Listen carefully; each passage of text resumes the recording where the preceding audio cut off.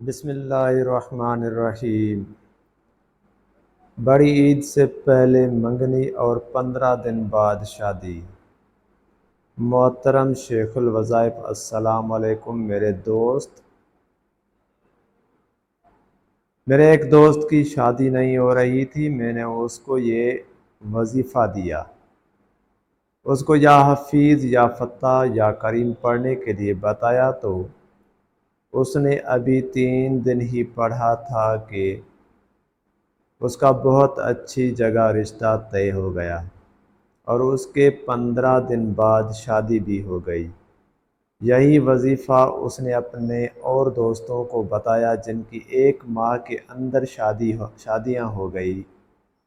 الحمدللہ میں نے یہ وظیفہ جس کو بھی جس مقصد کے لیے بتایا ہے اسے فائدہ ہی ہوا ہے اور اس کی پریشانی مشکلات فوراً حل ہو جاتی ہے۔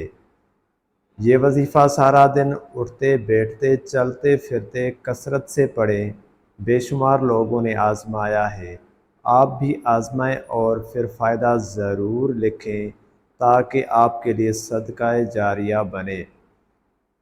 اللہ سمت سے بڑے پریشانی ختم ہو جاتی ہے۔ اچھا، اگر کوئی شخص کلمے کی انگلی پر 11 مرتبہ اللہ سمد پڑھے اور اسی کلمے کی انگلی سے گول دائرہ بنا لے اور گول دائرہ بنانے کے بعد میں اس گول دائرے کے اندر بیٹھ جائے اور اس کے بعد میں 313 مرتبہ اللہ سمد پڑھے، یہ آپ کسی بھی ٹائم کر سکتے ہو، کسی بھی دن کر سکتے ہو۔ اللہ سمد 313 مرتبہ پڑھے اور 313 مرتبہ پڑھنے کے بعد میں اول آخر 3 مرتبہ درود شریف پڑھ لے۔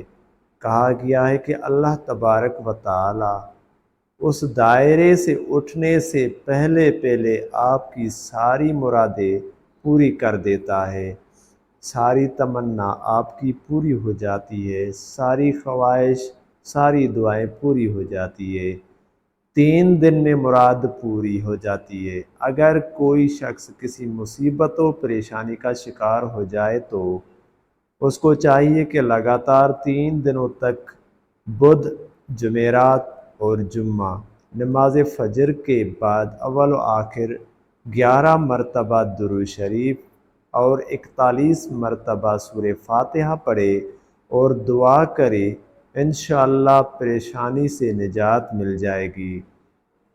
ایک اور لاجواب عمل ہے، ہر حاجت پوری ہو جائے گی، ہر مقصد میں کامیابی۔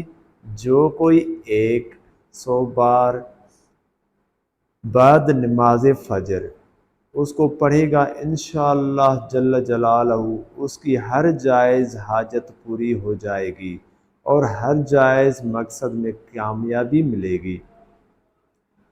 بروز جمعہ یاہو یا اللہ 100 مرتبہ، بروز ہفتہ یا رحمان یا رحیم 100 مرتبہ، بروز اتوار یا واحد یا احد یا صمد یا واحد باسم 100 مرتبہ، بروز پیر یا ذوالجلال والاکرام 100 مرتبہ، بروز منگل یا حی یا قیوم 100 مرتبہ، بروز بدھ یا منان 100 مرتبہ، بروز جمعرات یا مالک الملک یا ذوالجلال والاکرام 100 مرتبہ۔